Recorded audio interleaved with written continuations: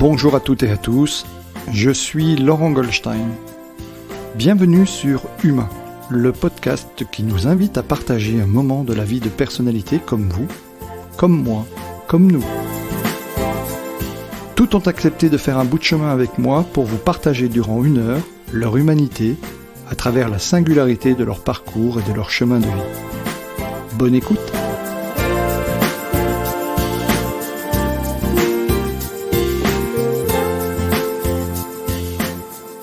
Bonjour à toutes, bonjour Christophe Bichet, merci de nous accueillir dans ce lieu magnifique au cœur des Alpes et de nous consacrer 1 heure de ton temps que je sais précieux, même si en avant-propos tu m'as dit que tu t'occupais beaucoup de ta famille en ce moment et qu'on est en période de vacances.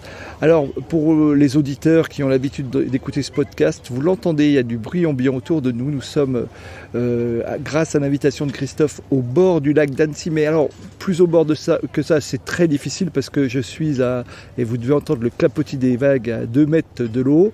Il y a une ambiance assez festive autour, mais on a pris le parti de vraiment faire cet épisode au cœur des Alpes. Vous entendrez sans doute des personnes parler, voilà, j'entends quelqu'un qui dit ou qui appelle quelqu'un d'autre, mais je suis vraiment au cœur des Alpes, au bord du lac d'Annecy. Il fait beau, même si nous approchons de la rentrée, pour ceux qui écoutent cet épisode. En tous les cas, voilà, nous sommes vraiment bien installés à l'auberge du Père Bise.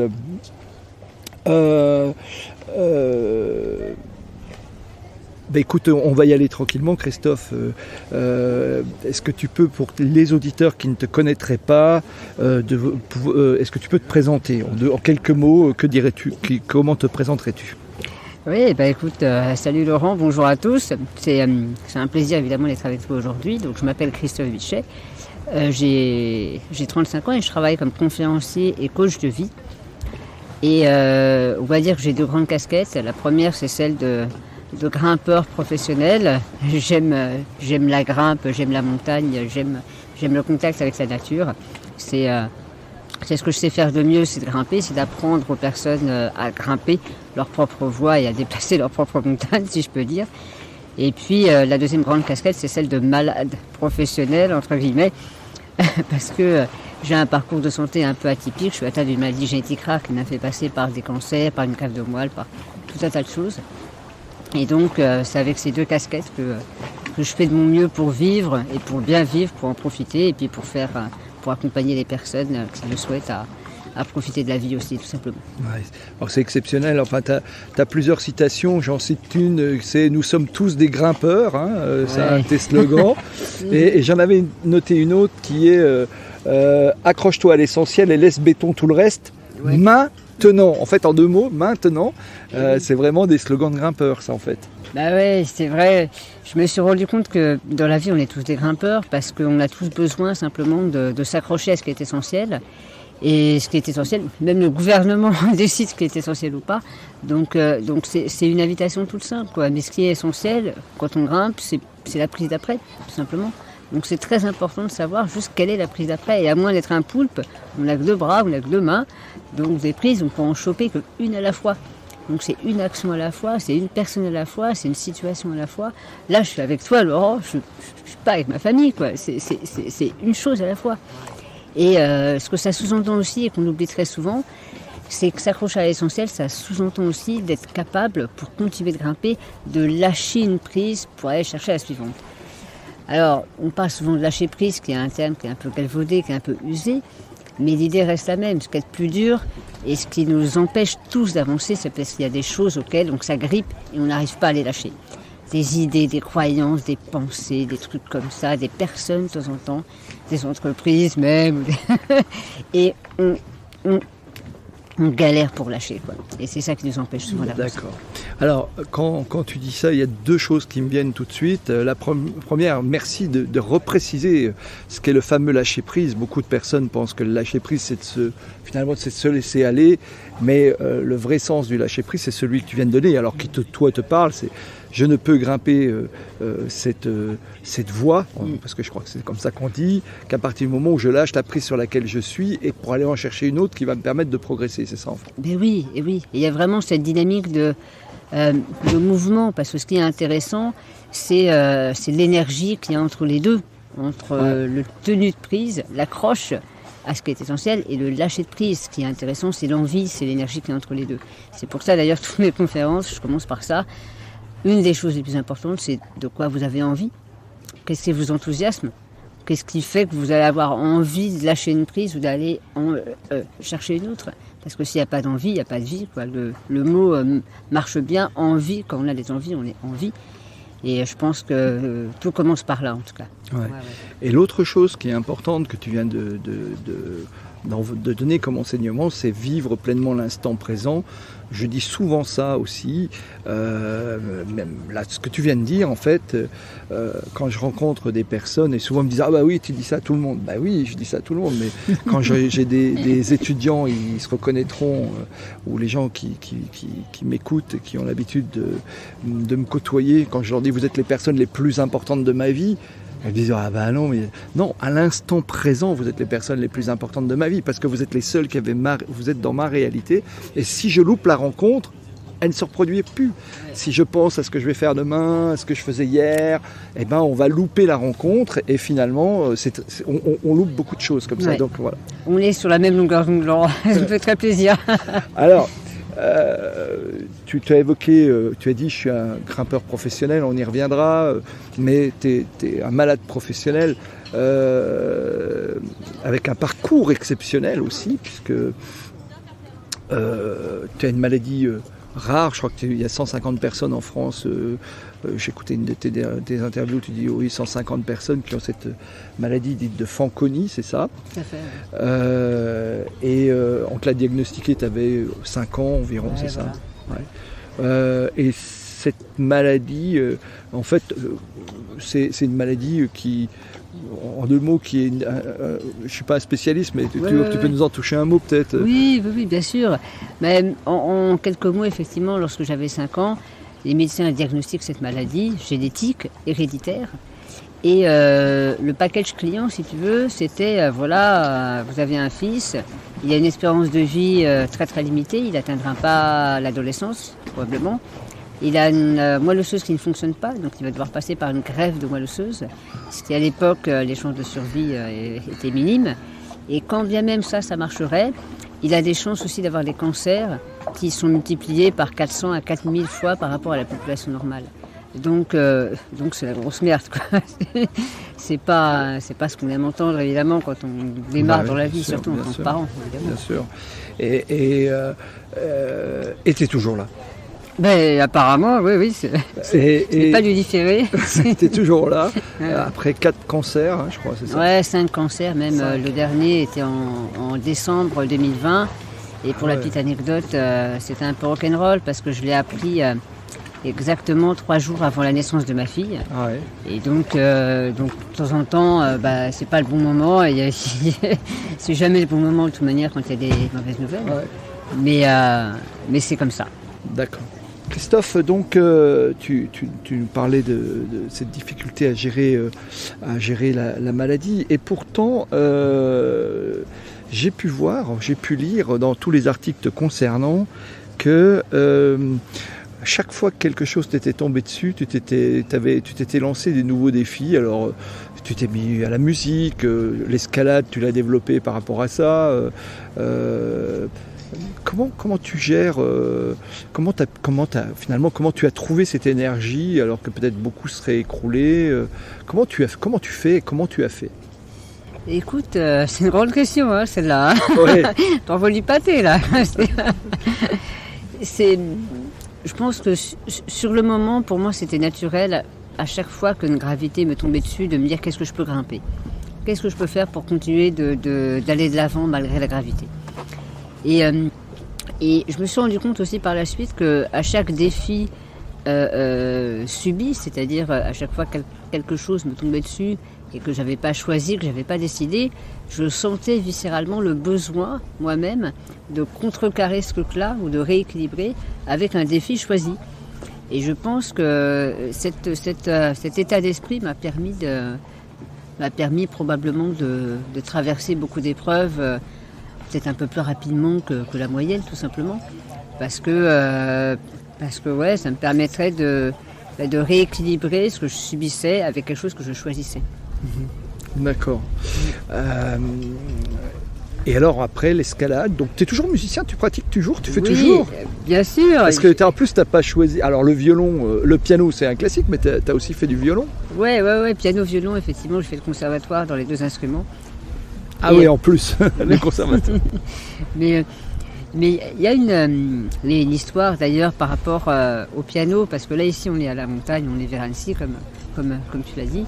Nous on est un peu sur les hauteurs et j'ai toujours rêvé d'avoir un piano à queue. Tu sais, en tant que pianiste, ça faisait partie de mes rêves. Et lorsque j'avais 24 ans, ça sentait un peu le sapin. Parce que j'avais eu 2-3 cancers qui étaient revenus assez rapidement.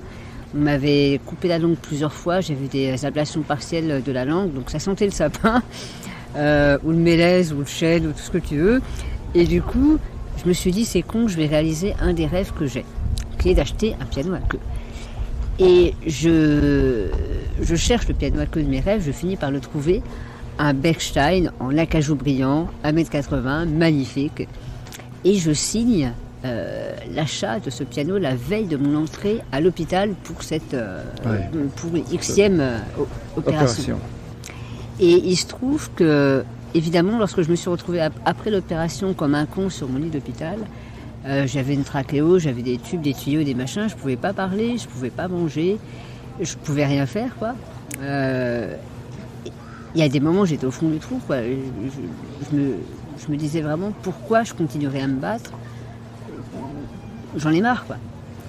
Et je me rappelle très bien que lorsque j'étais au fond du trou, comme ça, je faisais un truc. Il y avait une commode sur ma droite et je tirais juste, j'ouvrais le tiroir de cette commode et je prenais entre mes mains la putain de facture de mon piano. Et rien que le fait d'ouvrir, de regarder la facture, de me projeter dans ce moment où j'allais recevoir le piano et jouer dessus, ça me redonnait du courage.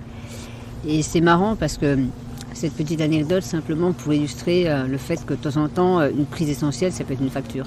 Ouais. Ça peut être des choses très simples. Et moi, j'ai appris qu'une facture, ça peut être source de joie aussi immense, ce qui est un peu étonnant.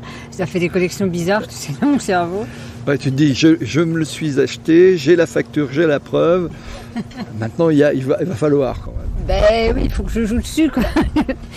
Donc, et de temps en temps, la traversée des catastrophes tient à pas grand-chose, en fait. Hein. Ouais. Voilà, donc les joies du direct, c'est que là, on a une petite brise sympathique, oui, mais qui fait un peu de bruit dans les micros. J'espère que, chers auditeurs, vous ne nous en tiendrez pas rigueur, mais vraiment, on vit un moment magique avec Christophe au bord de l'eau. Alors oui, parce que en plus, ta maladie fait que tu ne peux pas avoir les traitements, je vais mettre des guillemets, classiques, pour lorsque, là en l'occurrence, tu parlais du cancer, lorsque tu développes un cancer, tu peux pas avoir de chimio, de choses comme ça, c'est vraiment la double peine, la double sanction, parce que tu es obligé, si tant est que ça soit plus simple autrement, mais tu es obligé vraiment de passer par le traitement chirurgical, en fait. Ouais, de manière... la manière cache de le dire, c'est que c'est tendu, effectivement.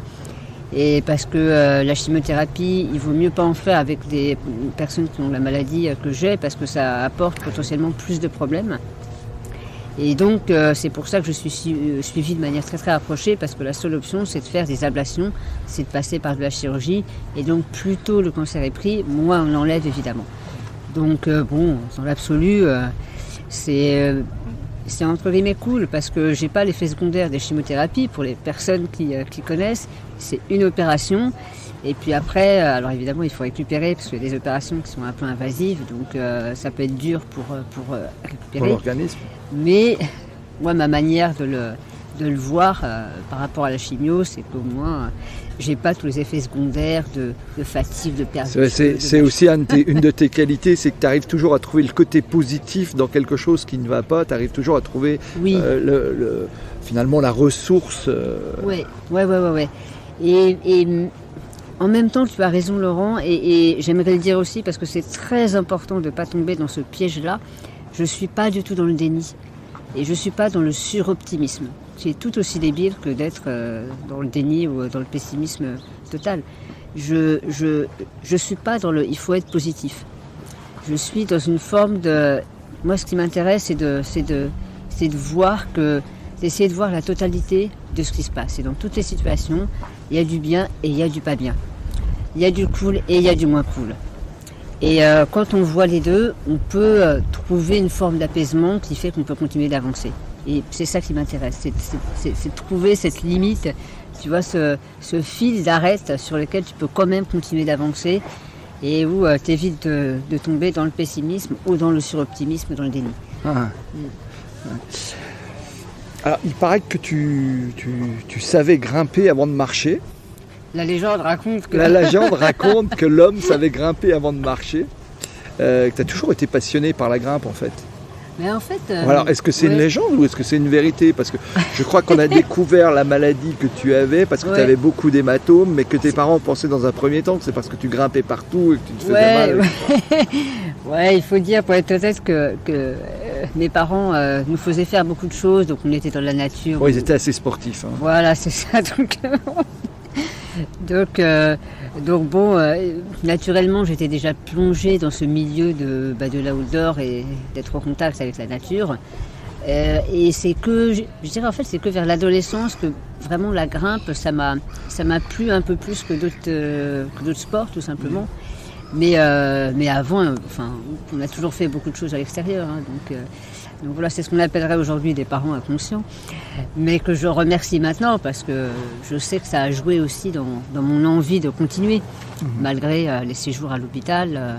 À chaque fois, après chaque séjour, il y avait un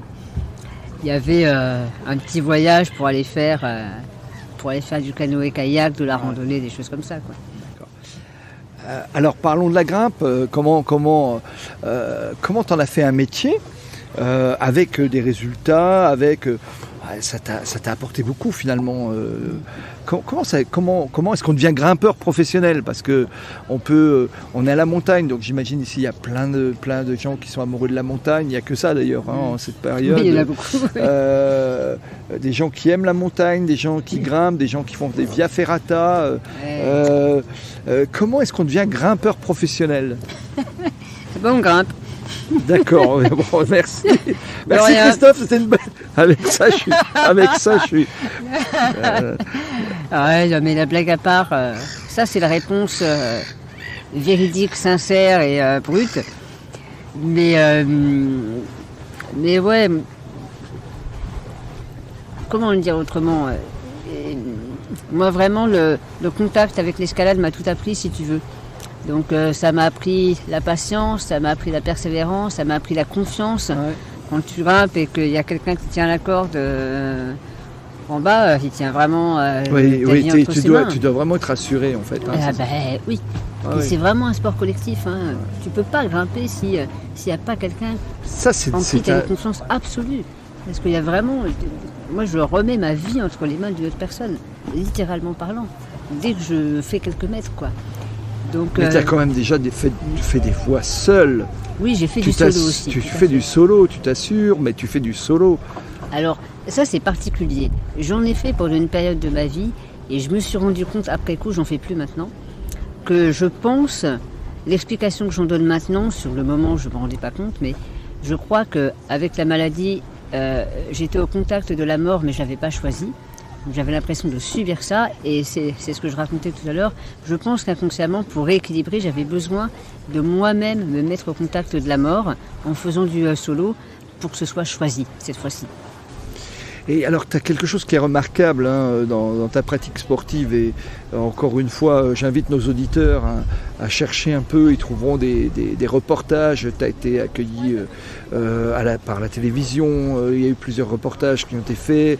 Le fameux, j'étais vu, je ne sais plus si c'était un reportage de France Télévisions où à un moment tu dis bon bah tant pis, je redescends ou j'ai loupé la voie, mais je sais plus, mais c'est pas grave. Ouais. Ok, j'ai essayé, je retenterai une autre fois, mais ça n'a pas vraiment beaucoup d'importance. Voilà. Tu as une philosophie particulière aussi de l'approche sportive. T'étais pas, enfin, sur ce que j'en ai vu en tous les cas, hein, peut-être que naturellement on ne voit que des choses parcellaires. Hein. C'est vrai, c'est honnête. Non, mais j'ai eu le sentiment de voir quelqu'un qui disait bah, ok, là, j'ai tenté, ça n'a pas fonctionné.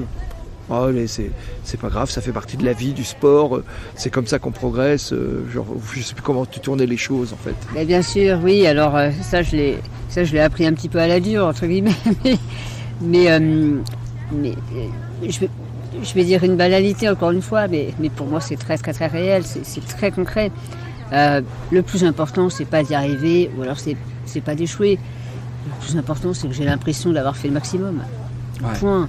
Et l'échec ou la réussite, je ne peux pas dire que ça n'a aucune importance, mais je tends vraiment vers ça pour que je ne sois pas addict au résultat, mais que je sois addict au process d'avancer, au process d'évolution, au fait même de prendre du plaisir pour le plaisir de prendre du plaisir, si tu veux. Et ce qui fait que ça m'enlève toute la pression du résultat et de la réussite, et ça me permet d'être encore plus dans le moment présent et donc d'être encore plus juste dans mes actions. Et la grimpe, encore une fois, j'en ai fait toute une philosophie de vie, et c'est pour ça que je te disais en aparté que j'ai pas besoin de grimper maintenant, parce que j'ai l'impression de grimper dans tout ce que je fais. Ouais. Même là, on est ensemble et on s'accroche. Alors, de temps en temps, il y a des lâchers de prise, parce que c'est pas des trucs et tout, mais c'est la même chose. Il y a quelques événements. On a fait un petit break tout à l'heure parce que un bateau démarrait, et donc voilà. Mais il y a des imprévus. Il y a des imprévus, mais on les gère avec une facilité aujourd'hui déconcertante. Voilà, on voit un autre bateau qui arrive. Ah bah oui, merci, nous voilà un petit coup de fouette. Laurent Bernat, notre réalisateur, va me maudire. Mais bon. On t'embrasse, Laurent Bernat. Voilà, c'est bien. Donc, mais alors, oui, alors cette philosophie, est-ce que ça t'a permis de devenir un des meilleurs grimpeurs de France? Parce que c'est aussi le cas quand même. Il faut parler du palmarès quand même. T'as grimpé beaucoup de voies ici, mais beaucoup de voies aussi à l'étranger. Ouais, j'ai eu la chance d'avoir beaucoup voyagé un peu partout dans le monde. Et je pense qu'il y a cette philosophie qui m'y a aidé. Et aussi autre chose qui m'y a aidé aussi, c'est que depuis tout petit, je sais que... Enfin, je ne suis pas en concurrence avec qui que ce soit, en fait. Et j'aime tellement le fait de grimper que la hargne que j'ai toujours mis dans la grimpe, c'était vraiment parce que j'aimais ça, parce que j'avais envie. Et je pense qu'il y avait très peu dans mes actions de volonté de réussir déplacée, c'est-à-dire par rapport à ou pour être meilleur qu'eux.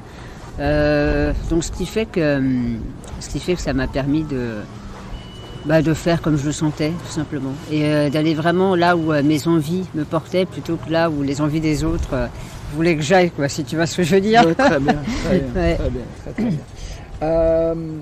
Alors, parle-nous un peu de tes voyages, parce que alors moi j'ai noté, mais j'en ai sans doute oublié, naturellement tu as grimpé beaucoup de voies ici, parce que ici tu es à domicile, tu es chez toi, tu es dans les Alpes, mais tu en as aussi fait aux États-Unis, en Oregon, au Kentucky, tu as été en Inde aussi. Oui, l'Inde, bien sûr. Alors parle-nous un peu de tes sommets, enfin voilà, si on peut dire. Oh là là. Allez, en toute humilité. Écoute, oh là là, mais il y a plein de voyages qui sont restés gravés dans ma mémoire. Alors en Inde, évidemment, alors pour le pays, en Asie, parce que j'ai habité 2 ans sur Singapour. Donc, ouais. Ouais, donc j'ai eu la chance aussi d'aller grimper, d'aller ouvrir des voies, même en Indonésie, à Sumatra. Et pareil, États-Unis, alors c'est marrant, parce que souvent, d'ailleurs, les ascensions que je retiens, c'est pas les plus dures. D'accord. C'est pas les plus difficiles. Et je pense que tu seras d'accord aussi avec moi, les moments marquants, tous les sportifs me le disent, quoi, les moments vraiment marquants qu'on va retenir et qu'on raconte encore longtemps après, c'est pas les choses les plus dures. D'accord. Et c'est une raison de plus pour se détacher du résultat, encore une fois. D'accord. Ouais. D'accord. Ouais. Ok. Et moi j'ai des souvenirs d'escalade fabuleux sur des voies dans le sud de la France, sur une voie qui s'appelle Big Mac avec des amis. Je peux pas raconter ici, ça prendrait trop de temps, mais j'ai des anecdotes incroyables, quoi, croustillantes et tout. Mais Est-ce que tu t'es déjà fait peur dans les sommets ou dans les voies que tu as pratiquées Ouais, je me suis fait peur. Alors il y a longtemps, notamment une fois, j'étais un peu frais. On est allé grimper avec un copain dans le massif du Mont Blanc sur un sommet qui s'appelle le Grand Capucin. Poète. Je sais pas pourquoi les bateaux ici se mettent des petits coups de klaxon. Voilà, pour le plaisir. Pour le plaisir. Ils nous disent bonjour après. C'est ça, ils nous ont vus, ils se sont dit tiens on va leur faire un petit salut. C'est une forme d'encouragement. Et ouais, donc j'étais un petit peu frais, un petit peu jeune, et avec ce copain, on s'est dit on va aller grimper sur le Grand Capucin. Et en fait, j'avais pas conscience que grimper en haute montagne, avec des freins, avec des coinceurs, avec du matériel qui est vraiment spécifique à la très très haute montagne, et ben c'est pas du tout pareil. Donc on s'est vraiment fait peur, et j'ai eu très peur, et on est redescendu au premier tiers de l'ascension de la voie. C'est une voie qui fait combien? C'est une voie qui fait 350-400 mètres de haut. Ah d'accord. Mais on a à peine eu le temps de faire quelques longueurs. On a fait 2-3 longueurs, c'est-à-dire 30-40 mètres par longueur, donc peut-être une centaine de mètres maximum. Et en fait, j'avais tellement peur parce que c'était impressionnant, parce que c'est du granit, parce que c'est des formes immenses, parce que c'est pas la même manière de grimper. Et donc j'ai eu peur, quoi. Et les 350 mètres, vous les montez, dans votre idée, c'était de les monter en combien de temps? Ça prend une bonne journée normalement, ça prend une bonne journée. Mais en altitude, à plus de 3700-800 mètres d'altitude, il y a beaucoup de facteurs qui entrent. Le froid, le chaud, le vent, tous les imprévus, l'approche, parce qu'on est sur du glacier, donc il y a des crevasses. Ah ouais, c'est pas la même chose, quoi. Alors, une fois ta carrière, je veux pas dire terminée parce que c'est pas le cas, mais tu t'es aussi, t'as été préparateur mental pour l'équipe de France. Tu as travaillé pour l'équipe de France en fait. Hein. Oui, pareil. C'est une épreuve olympique maintenant. Oui, tout à fait. Pour la première fois, ce sera une épreuve. Alors olympique. j'ai cherché, j'ai pas trop, je regarde un tout petit peu, même si c'est maintenant beaucoup la nuit et très tôt le matin les Jeux de Tokyo. C'est vrai. Voilà. Et donc c'est une épreuve olympique. Donc tu as travaillé pour l'équipe de France. Oui. C'était bien, c'était une belle expérience. Non, on n'a pas préparé l'interview, donc moi j'envoie mes questions comme ça. Mais c'est bien, comme ça, c'est sur le vif. Voilà. Écoute, alors, la réponse va peut-être être un peu étonnante, mais est-ce que c'était bien? Eh bien, pas tant que ça. D'accord. J'ai été effectivement donc, le préparateur mental de l'équipe de France d'escalade dans la discipline bloc, c'est-à-dire dans la discipline où il n'y a pas de corde, c'est des rochers qui font quelques mètres de hauteur et la difficulté à les condenser sur quelques mouvements. Donc c'est comparable à du 100 mètres pour l'athlétisme, si tu veux. Faut aller vite. Voilà. En l'occurrence non, mais c'est très très dur sur quelques mouvements. Mais et en fait, c'est pas l'expérience la plus marquante. Pour une raison toute simple, et j'en reviens encore à ça, vous allez me dire, mais il dit toujours la même chose, il est neuneux, mais c'est vraiment la base. Les athlètes que j'accompagnais étaient remarquables, et en même temps, ils avaient partiellement compris que travailler sur le mental, sur tout ce qui avait trait à la motivation et au bien-être et à la hargne et à tout ce que tu veux, ça fait partie de la performance, mais ils n'avaient pas envie de le travailler. D'accord. Donc, on leur avait imposé un petit peu un préparateur mental, mais eux-mêmes n'étaient pas vraiment très motivés pour le bosser. Ce qui fait que pendant quelques années, je ramenais. Et au même moment, la synchronicité des événements, je vois un paddle qui passe derrière avec une dame qui rame. Au moment où tu rames, voilà, alors la plein dedans, voilà, la dame elle rame derrière, elle rame derrière nous. Donc c'est pas l'expérience la plus mémorable. D'accord. Oui, on sait bien que naturellement, pour avoir un préparateur mental, idéalement, il faut avoir envie de travailler avec le préparateur mental. C'est comme pour le coaching, il faut en avoir envie. Si on n'en a pas envie. Bien sûr. Alors, on a beaucoup parlé de l'envie tout à l'heure en début d'émission, le fameux envie. Mais oui, les loulous, évidemment. D'accord. Alors, dans ta philosophie, tu dis tu n'as pas vécu ton combat, la maladie comme un combat, c'est-à-dire que tu t'es pas battu, mais plutôt comme une façon d'apprendre et d'utiliser ce qui y arrivait. Tu en as parlé avec la facture, d'essayer de voir les aspects constructifs et positifs. Alors, c'est le Graal hein, pour beaucoup. Je faisais un peu de teasing avec toi tout à l'heure sur les invités que tu connais, qui vont bientôt succéder dans cette émission, qui sont tous membres de la Ligue des Optimistes. D'ailleurs, je vous invite à soutenir la Ligue des Optimistes. Vous verrez, c'est pas très cher et on a des newsletters régulièrement, des événements, etc. Mais voilà, et donc tu as été conférencier pour la Ligue des Optimistes, on parlera un peu du métier de conférencier. Donc oui, comment ça t'est venu cet état d'esprit, j'ai envie de dire positif, ou de ne pas, je ne vais pas dire pas céder à l'abattement, c'est pas ça, mais même des gens bien portants, alors que ça doit sans doute te faire quelquefois des bons, bien portants, en bonne santé, qui ont à peu près tout pour être heureux dans la vie, tirer des têtes d'enterrement, tu dois trouver ça un peu. Et alors est-ce que ça se travaille, est-ce que c'est lié à une prise de conscience? Moi j'ai mes éléments de réponse, mais qui sont les miens, j'imagine que tu as les tiens, mais c'est les tiens qui sont intéressants finalement.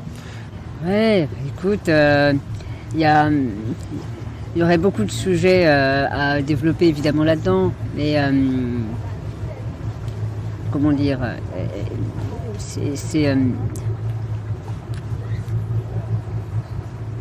qu'est-ce que je peux te répondre là-dessus? Bah, t'es pas obligé, hein. Moi je pose des questions, t'es pas obligé de donner la réponse. Ouais, je me suis perdue dans ta question là. Non, je te posais je te reparlais finalement du côté optimiste des choses. On a parlé de l'optimisme, mais finalement de voir dans chaque difficulté une opportunité, ou finalement l'obligation de regarder les aspects constructifs, parce que je te parlais de la.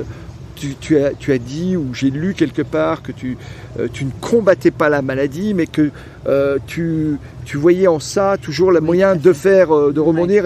Et la maladie t'a fait dire je veux me mettre au piano, au violon. Tu es devenu un grimpeur professionnel.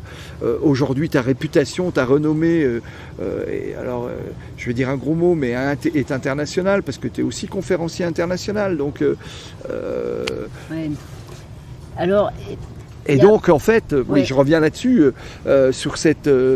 je faisais le comparatif, il y a tellement de gens qui se disent j'aimerais bien être optimiste, j'aimerais bien être serein, j'aimerais bien qui peuvent écouter des gens comme Michel Poulert, Francis Zenz, que je vais rencontrer prochainement, t'en parlais, que tu connais bien. Tous ces gens-là, tout le monde dit si seulement j'avais cet état d'esprit où j'adorerais faire ça. Et pour toi, Christophe Bichet, qui est dans la même mouvance, qui délivre ces messages d'espoir pour tous, pour les malades naturellement, mais aussi pour les gens bien importants. D'où ça vient? Est-ce que ça se travaille? Est-ce que c'est un déclic, une prise de conscience? Voilà, c'est un peu un package que je te livre là. Le package. Alors, je crois que... Alors, la première chose, j'ai compris quelque chose il y a longtemps, c'est que avec la maladie que j'ai, comme c'est une maladie génétique, elle est présente dans chacune des cellules de mon corps. Et j'entends depuis très longtemps, je me bats contre la maladie. Ouais. Dans tous les milieux, dans tous les hôpitaux, j'ai fait des conférences aux États-Unis, Canada. J'entends ça. Tu vois, même en anglais, en allemand, dans toutes les langues, c'est je me bats contre la maladie. Et un jour, je me suis rendu compte que si je me dis je me bats contre la maladie, sachant qu'elle est présente dans chacune des cellules de mon corps, ça veut dire que je me bats contre moi-même. Et si je me bats contre moi-même, ça veut dire que c'est un ennemi et il y a forcément un perdant. Mais là, le perdant, c'est moi. Et je me suis rendu compte que ça ne marchait pas. Ça ne marchait pas. D'un point de vue purement philosophique, mais très terre-à-terre, au niveau moléculaire, c'est pas possible. Je ne peux pas me battre contre moi-même. Je suis perdant. Et c'est à partir de ce moment-là que j'ai commencé à me dire à chaque fois, en fait, je ne me bats pas contre moi-même, je me bats pour quelque chose. C'est comme un grimpeur. Aucun grimpeur ne va te dire « je me bats contre la gravité ». Il ne va pas dire « je grimpe contre la gravité ». Il dit « bah non, je grimpe pour arriver au sommet ». Ouais, bien sûr. Tout comme moi, je me bats pour une meilleure vie, pour une santé retrouvée éventuellement. Et je trouve que cette petite différence syntaxique, elle m'a énormément aidée. À chaque fois qu'il y a des difficultés, je me dis quel est mon combat quel est mon combat positif, tu vois. Et ça, c'est une petite astuce qui m'a beaucoup aidée. Et une deuxième chose qui est intéressante et qui est peut-être à contre-courant, parce qu'effectivement tout ce travail, comme tu disais, l'optimisme, moi il y a eu des périodes dans mon existence, j'étais déprimée, j'étais pessimiste, c'était vraiment dur, quoi. C'était pas du tout, j'incarnais pas l'optimisme, quoi, tu vois. Et donc tout ce travail, et en même temps, je crois que c'est important de dire que parfois, il faut arrêter de vouloir. Il faut arrêter de travailler avec la volonté. D'accord. C'est nécessaire d'arrêter de vouloir absolument être ceci, être cela. Ce que je propose à beaucoup de mes clients, c'est de faire une pause, c'est de rester silencieux, c'est de ne rien vouloir, de ne rien faire et d'attendre tranquillement pour vraiment s'installer dans le présent et attendre que ça aille mieux. Et c'est un peu paradoxal comme idée, comme manière de faire, mais je crois que c'est probablement la chose la plus efficace que je connaisse. Arrêter de vouloir. Pas le faire tout le temps évidemment, sinon ça s'appelle ça couler douce et être ultra feignant. Mais au-delà de ce cliché-là, je pense qu'il y a beaucoup de personnes qui ont besoin de s'arrêter, en fait, de faire une pause, d'être silencieux, d'être posé, et comme un bébé dans l'existence, quoi. Il est posé, il est là, et puis voilà. C'est intéressant ce que tu dis là, ça me renvoie à l'épisode avec Raphaël Cardon et la question est-ce que tu pratiques la pleine conscience, est-ce que tu as des rituels méditatifs, on va rentrer dans tes rituels, est-ce que tu as des rituels de méditation, j'imagine la concentration forcément, alors est-ce que c'est lié ou, voilà, est-ce que tu peux nous parler un petit peu finalement de tes propres rituels? Oui, ben écoute, oui. Je vais t'en donner un exemple. Il y a un rituel que je fais tous les matins qui est... alors, moi, je ne suis pas passée par la pleine conscience, par tout ça, mais je l'ai vraiment fait à ma sauce, tout simplement. Tous les matins, il y a une chose que je fais tous les jours, tous les matins, depuis longtemps. Quand je me réveille, je sors du lit, etc. Et je prends le temps de boire un verre d'eau et de profiter du fait d'être capable de boire. Alors, c'est très lié à mon parcours parce qu'il y a eu plein de moments où, à chaque opération, je ne savais pas si j'allais être capable de remanger, de reboire, etc. Et donc, rien que pour me rappeler de la chance que j'ai de pouvoir utiliser l'oralité, de pouvoir boire, parce que le goût de l'eau, c'est précieux. Oui.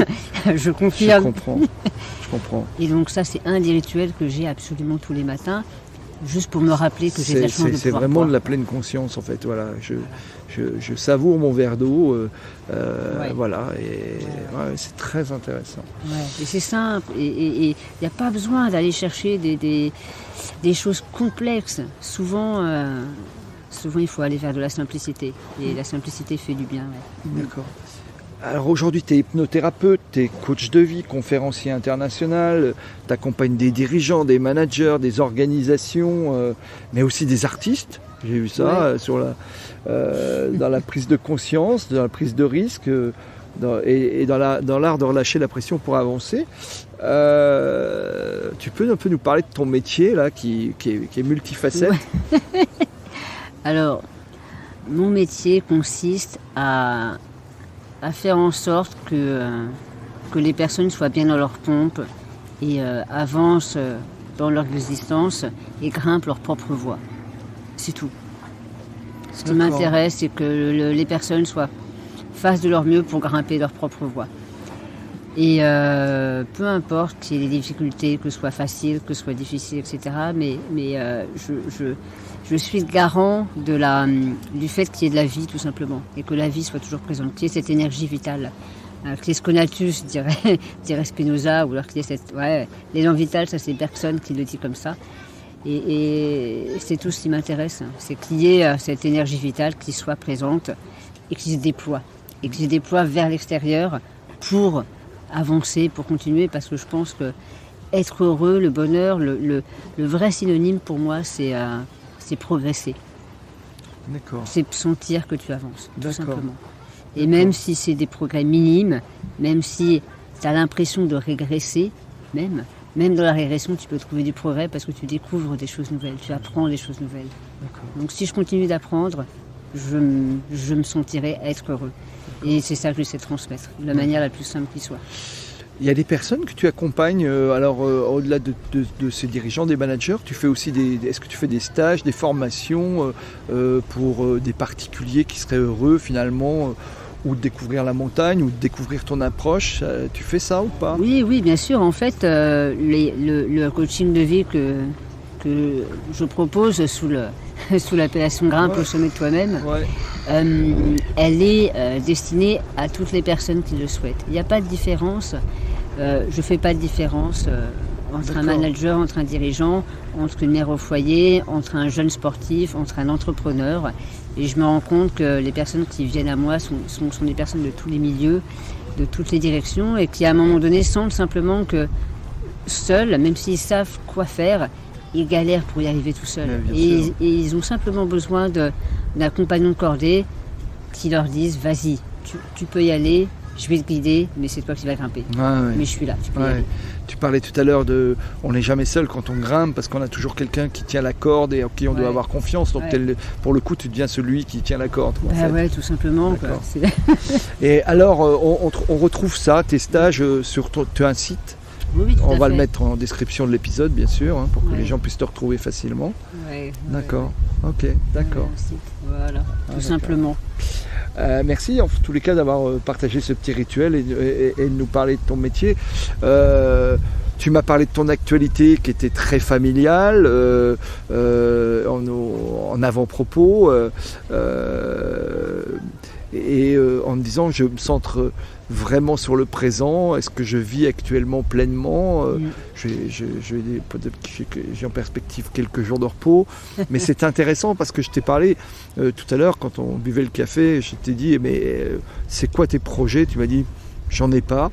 Enfin tu m'as dit un peu comme ça. Oui, c'est et vrai, dans notre discussion je me dis mais au fond j'entends quelque chose qui soit toujours du même domaine d'une forme de sagesse qui est ne pas forcément se projeter trop loin. Ça va peut-être faire bondir quelques-uns de mes auditeurs, mais pas forcément se projeter trop loin, mais bien être dans l'instant présent en fait. C'est ça en fait, c'est lié à ta philosophie ou voilà. Ouais, alors il y a plusieurs niveaux de réponse pour être tout à fait sincère à cette question. J'ai des projets, évidemment, et en même temps j'en ai aucun. D'accord. Voilà. Donc, voilà. Mais je me suis dit, joue un peu avec moi, Christophe. Bien sûr, mais évidemment, la vie est un jeu, tu le sais bien. Alors un jeu, comme vous voulez, JE ou JEU. Je préfère le GEX. Ah oui, parce que tu mets le pluriel par JEX. Oui. Autant aller dans l'absurde complet, mais évidemment, à un certain niveau, j'ai des projets, j'ai des ambitions, j'ai des objectifs. J'ai des choses comme ça, et si on en parle quelques instants, oui, tu vois, par exemple, j'ai toujours rêvé de faire un marathon. En septembre, je me suis inscrite. Normalement, même si je ne me suis pas beaucoup entraînée, je vais tenter de faire un marathon en trail ici dans les parages. Ça, c'est un projet concret. J'ai un objectif financier, j'ai toujours rêvé de gagner 100 000 euros par an. D'accord. Donc c'est un objectif aussi hyper concret. Voilà, donc j'ai des choses comme ça qui sont très terre à terre évidemment. J'ai toujours rêvé aussi d'habiter dans une maison d'architecte, dans une maison vraiment très contemporaine, avec une grande vue. Toujours à la montagne quand même? À la montagne, avec des grandes baies vitrées pour mettre mon piano à queue et puis pouvoir jouer du Rachmaninov devant une vue magnifique. Donc j'ai des choses très concrètes comme ça, tu vois. Et en même temps, j'en ai rien à secouer d'y arriver ou pas. Mais vraiment rien du tout. C'est vraiment juste un jeu. Donc je suis là pour en profiter. Et c'est pour ça que quand on s'est croisés, je t'ai dit, est-ce que tu as des projets? Je t'ai répondu, dans le fond, non. Parce que je m'en fous, quoi. Tu vois. Je suis déjà content d'être là, je suis déjà content d'être avec toi. Bien sûr, c'est vraiment sympa. C'est suffisant. Parce que tu le dis ou tu l'as écrit quelque part. Ou même ceux qui t'invitent dans des conférences te présentent comme un survivant finalement, puisque bien sûr, d'accord. Et donc tu profites de chaque instant, y compris en buvant ton verre d'eau d'ailleurs. Mais tout à fait. Ou un café ou une coupe de champagne. Ou une coupe de champagne, non, mais c'est ok là-dessus. Mais avec modération. Bien sûr. Est-ce que tu te souviens d'un geste, d'une parole, d'une personne qui a compté pour toi, ou finalement d'un événement qui a compté pour toi dans ton cheminement personnel? Écoute, oui. juste là, sur le moment présent, je ne sais pas pourquoi ça me revient, mais il y a une personne qui m'a accompagnée lorsque j'étais un peu dans une passe difficile, un thérapeute absolument remarquable, et qui un jour, la séance s'est terminée, il parlait assez peu, et il m'a dit en somme, ce que tu es en train de me dire, Christophe, c'est lire moins, vivre plus. Et je ne sais pas pourquoi ça m'a beaucoup marqué. Lire moins, vivre plus. Parce que c'est une période où j'étais entourée de livres, je me plongeais dans beaucoup d'auteurs, j'essayais de comprendre, etc. Et j'ai toujours aimé ça. Et pourtant, ces 2-3 petits mots m'ont vraiment marqué et m'ont invité. C'était une invitation à, plutôt que d'aller chercher à l'extérieur comment faire, quoi faire, dans des livres, chez d'autres personnes, etc., de simplement expérimenter et puis de le faire moi-même, quoi. D'être moi-même l'auteur de mon propre livre, tu vois, à ciel ouvert en l'occurrence aujourd'hui. Ouais, c'est magnifique. Pour nos auditeurs, je vous le disais tout à l'heure, on est vraiment... Mais vous l'entendez, hein, on est tout au bord de l'eau, on est même, on a 1,50 m, 2 mètres de l'eau. Ouais. Alors on a tous les bruits ambiants, les bateaux, les avions, mais on a le privilège encore en cette période d'être dehors et d'être dans un endroit fort agréable. Ouais. Et c'est un choix que je fais, ou peut-être au détriment de la qualité du son que nous avons habituellement. Et je remercie encore une fois la personne qui s'occupe, Laurent Bernat, du son, qui va faire, à qui je vais donner beaucoup de travail.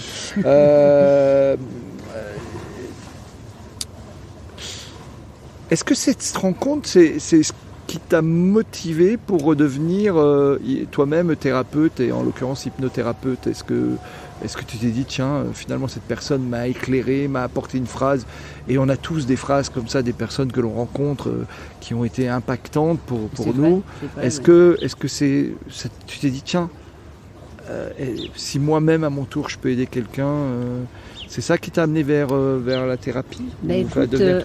Non, c'est parce que c'était déjà une activité, j'avais déjà embrayé dans cette direction-là à ce moment-là.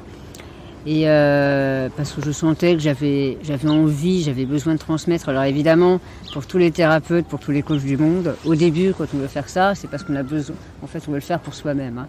Soyons francs et directs. Au début, on est quasiment tous dans cette dynamique-là, c'est parce que soi-même, on a besoin, on a envie d'être accompagné, d'être aidé. Donc j'étais dans cette dynamique-là avant. Et je pense que c'est parti de l'hypnothérapie, en tout cas, est partie d'un constat. C'est lorsque j'avais 22-23 ans que j'ai eu plusieurs ablations partielles de la langue, encore une fois. Avant, j'étais l'archétype d'une personne que l'on pourrait dire timide. Même parler à une seule personne, c'était vraiment compliqué pour moi. Même dire ce dont j'avais envie, ce dont j'avais pas envie, c'était dur.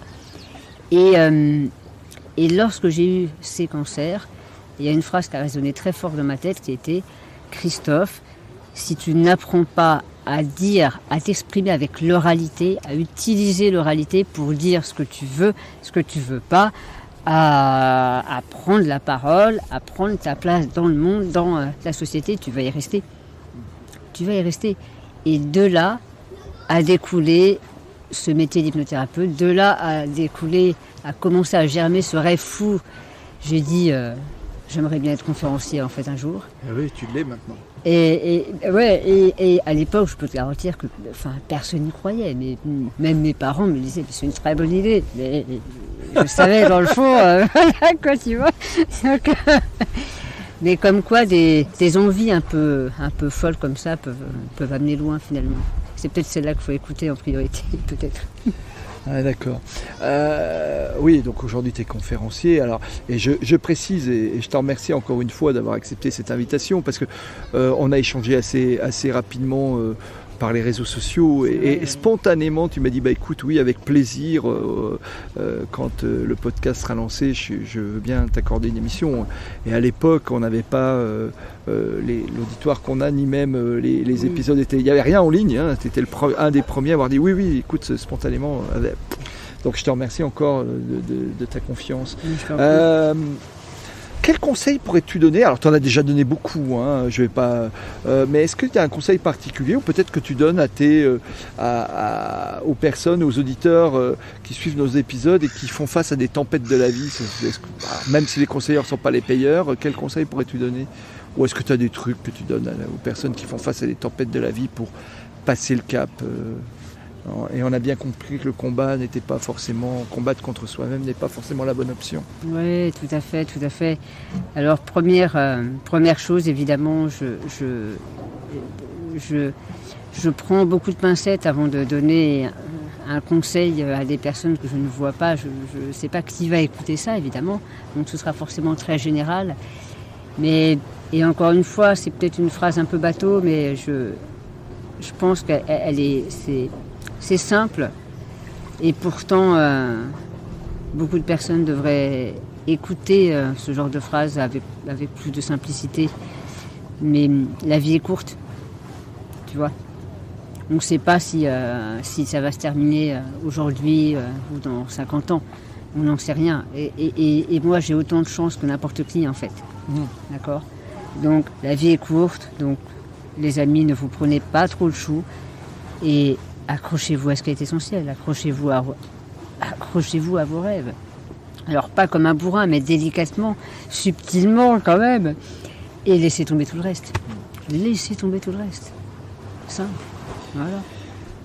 Merci beaucoup Christophe. Alors j'avais envie de te donner habituellement je donne toujours le mot de la fin, mais là c'est presque un mot de la fin tellement il est bien et on arrive effectivement au terme de cette émission. J'aurais deux questions que les auditeurs connaissent. La première c'est, même si tu lis moins, est-ce que si tu avais un livre à nous recommander, lequel serait-il? Ah là là là là. Alors un livre à vous recommander. J'en ai deux en fait. Il y en a un que je recommande parce qu'il est très facile à lire. Toi, tu fais option de joker aussi. Exactement. Voilà. J'aime bien ne pas faire comme on me demande de faire. Le premier livre, c'est L'art chevaleresque du tir à l'arc. Ah oui. De Érigel. Ça se trouve facilement, L'art chevaleresque du tir à l'arc. Lisez, c'est un tout petit livre qui se lit rapidement, facilement. Le deuxième livre, qui est un des livres qui m'a le plus marqué, qui est le seul livre dans lequel j'y reviens tout le temps, qui s'appelle Jamais contre d'abord, qui est un livre d'un thérapeute qui s'appelle François Roustan. C'est un peu ardu, c'est un peu spécial, mais c'est le livre qui m'a le plus marqué ces 20 dernières années. Jamais contre d'abord. Jamais contre d'abord. Ouais. Merci beaucoup, on mettra les références dans le descriptif de l'épisode. Dernière question, on en a eu beaucoup aujourd'hui. Qui me recommanderais-tu d'inviter à ce micro? Écoute, je pense à une personne remarquable que j'apprécie énormément qui s'appelle Gundula Velti.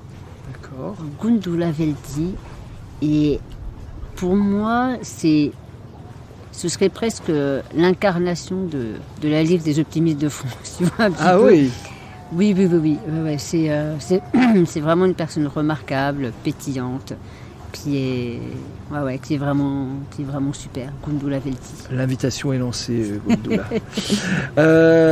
Merci beaucoup, Christophe, encore une fois de ton accueil, de ton amabilité. Merci à nos auditeurs de leur fidélité. Merci aussi de m'avoir fait découvrir ce bel endroit. Merci d'être venu jusque-là. Hein. Ouais. Merci à Laurent Bernat aussi pour le travail qu'il va faire sur cette prise de son outdoor. Pour merci une fois. Laurent. Ouais. Voilà. Et puis à très bientôt. Au revoir Christophe. Avec grand plaisir. Bonne journée.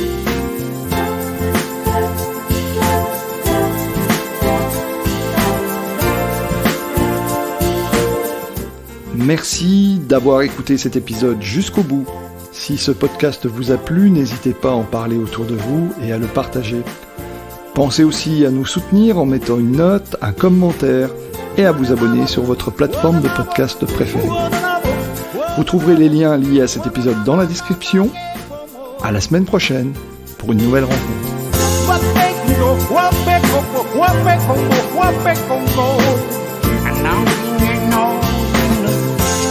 Stick it up, I feel.